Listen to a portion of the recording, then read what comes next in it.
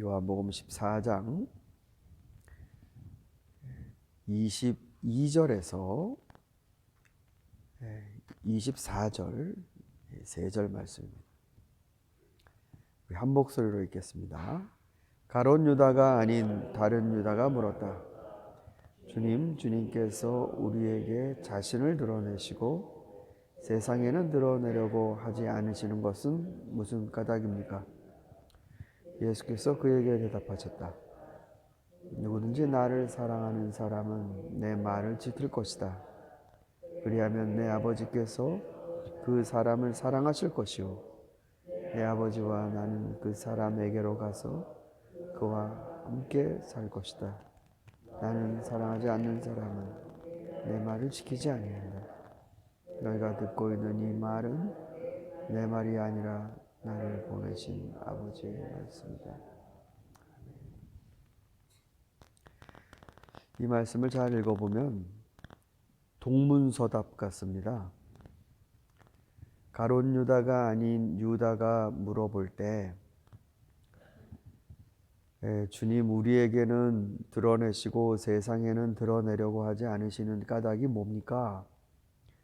그랬더니 그 까닭은 너희는 이렇고 세상은 이렇기 때문이다. 이렇게 답변을 하셔야지 질문에 대해서 바르게 리스폰스 하시는 것 같은데 23절 말씀을 보시면 누구든지 나를 사랑하는 사람은 내 말을 지킬 것이다. 위에서 하셨던 말씀을 한번 똑같이 하세요. 그러니까 위에서 한 말씀을 이해가 안 돼서 질문을 한 건데 똑같이 위에서 하신 말씀으로 지금 답을 한 겁니다. 그래서 이 가롯 유다의 질문이 제대로 이렇게 소화가 안 된 듯한 그런 인상을 주지요. 그런데 우리 한번 잘 읽어볼까요? 자, 21절에서 이렇게 말씀하셨어요. 내 계명을 받아서 지키는 사람, 그 사람 나를 사랑하는 사람이고 나를 사랑한다는 것은 내 아버지의 사랑을 받을 것이라는 얘기고 그리고 나도 그 사람을 사랑하여 그에게 나를 드러낼 것이다. 누구에게 예수님이 나타나실 것이다 혹은 드러내실 것이다 라고 했냐면 내 계명을 받아서 지키는 사람에게. 자, 근데 가룟 유다의 질문으로 한번 가볼까요? 주님께서는 우리에게는 자신을 드러내시고 세상에는 드러내려고 하지 않으시는 것은 무슨 까닭입니까? 그러니까 유다는 아주 자연스럽게 우리에게 자신을 드러내신다라고 했습니다. 그러니까 제자들이죠. 아닙니다. 우리에게 드러내는 게 아닙니다. 계명을 지킴으로 예수님 사랑한다는 걸 나타내는 사람에게 드러내실 것이라고 하셨습니다. 근데 유다는 우리에게는 드러내시고 라고 했어요. 그러니까 아주 자연스럽게 예수님이 하신 말씀을 은근슬쩍 올라타는 것 같습니다. 우리에게는 드러내시고라고 하면 자연스럽게 우리는 말씀대로 따라서 예수님을 사랑하는 사람으로 그냥 들어가 버리는. 왜냐하면 예수님 날 불러주셨고 내 발도 닦아주셨고 남들이 못 보는 거를 보고 남들이 못 듣는 말도 듣게 하시는 가까운 자리에 있게 하시고 그러니까 자연히 우리라고 생각한 거죠. 예수님이 말씀하시는 그 계명을 지켜서 예수님 사랑하는 걸 표하는 사람이 당연히 자기들일 거라고 생각을 합니다.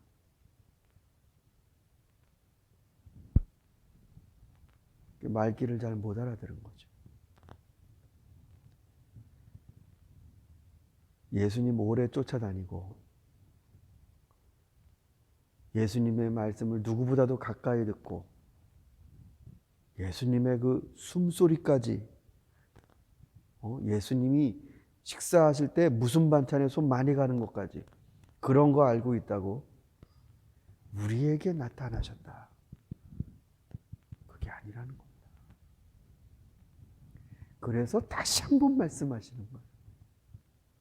샌드위치입니다, 지금.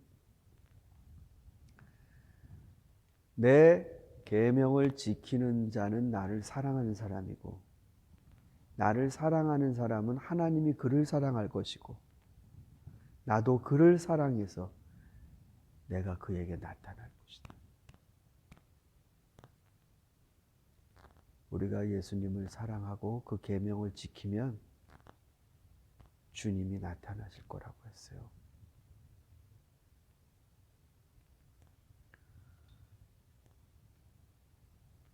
우리에게 나타나시는 이유가 뭡니까? 세상에는 드러내지 않는 이유가 뭡니까? 다시 한번 말씀하세요. 사랑하는 성도 여러분, 이게 주님의 말씀을 제대로 이해하고 그 말씀의 속뜻을 하나하나 가려내지 못하는 이유들이 뭘까요? 이 가롯 유다 아닌 유다가 뭔가 대화의 지수가 좀 떨어지는 사람이어서 그럴까요? 아니 제자들 중 이런 현상이 되게 많이 일어납니다. 베드로도 대표적인 사람이에요. 그러니까 주님의 말씀을 잘 못 들어요. 하시는 말씀을 잘 새기지 못합니다. 그 이유는 좀 역설적이기도 하지만 너무 가까이 있기 때문에 자기 자신들이 당연하다고 생각하는 매너리즘이 있습니다. 아주 가까이 있었지만 주님의 계명을 지키는 거랑 난 예수님이랑 어디까지 동행해 봤다. 주님이 나한테 무슨 일까지도 나한테 맡기셨다. 이런 것이 내 신앙을 형성하는 이 계층이 돼버립니다. 껍질처럼요.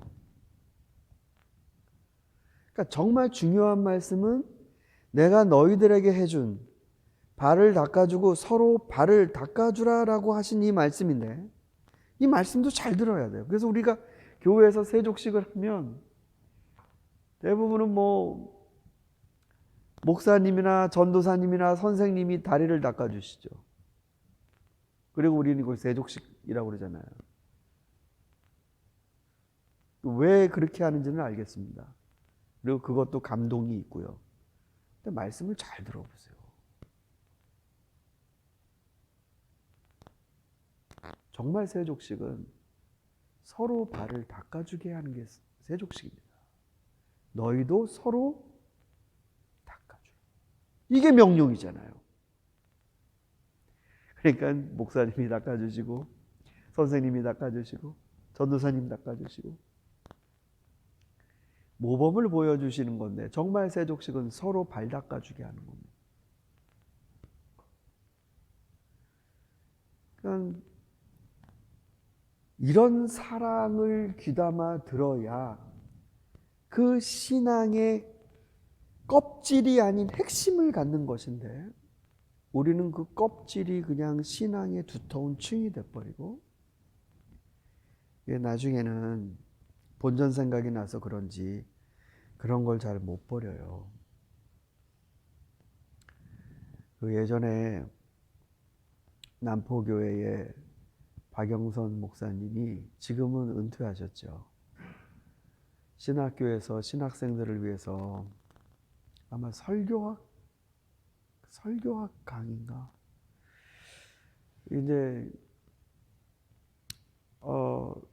강의를 이렇게 하시면서 처음에 첫 시간으로 기억하는데요. 이렇게 얘기하셨던 게 생각납니다. 아무리 전도사고 목사라고 하더라도 자기가 붙들고 있는 게 아니다라고 깨달으면 그냥 뛰어내려서 밑바닥으로 떨어지라고 그러시는 말씀이 생각이 나요. 그거 하나하나 내가 잘못된 길을 하나하나 벗지 말고 그냥 밑바닥으로 떨어지라고, 점프해갖고 떨어지라고. 그래서 빨리 다시 제자리에서 시작하라. 이 말씀의 뜻은 뭐냐면 두터운 껍질들을 입고 아닌 걸 알면서도 그 방향으로 가는 거 그냥 빨리 깨버리면 됩니다. 그냥 처음부터 다시. 어쩌면 그게 회개라는 뜻이기도 합니다. 이거를 잘 못 벗어서 조금씩 그러다 보면 나중에 또 잊고 있어요. 본질, 예수님이 우리에게 정말로 말씀하시는 그것을 잘 못 듣는 이유.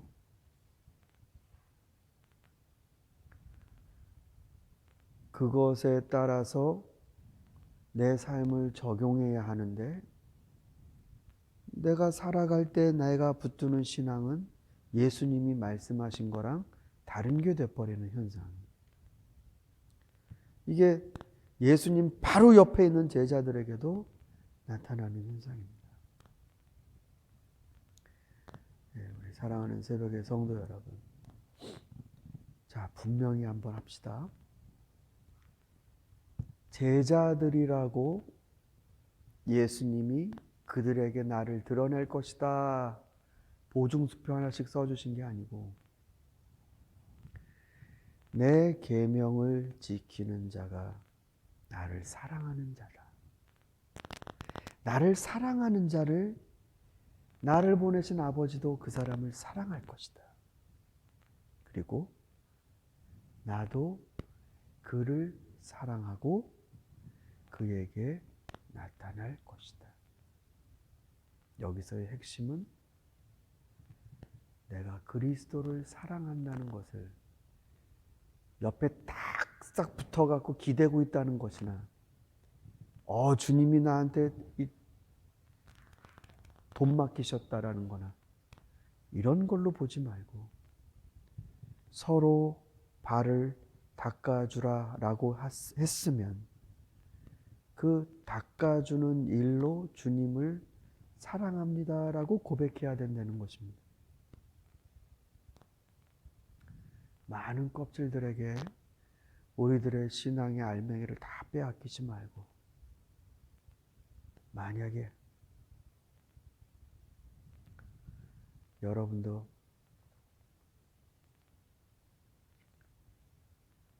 내가 껍질을 쓰고 있다라고 생각이 드시면 그거 시간 걸려서 벗지 마시고 한 번에 끝내세요. 쓸데없습니다. 그건.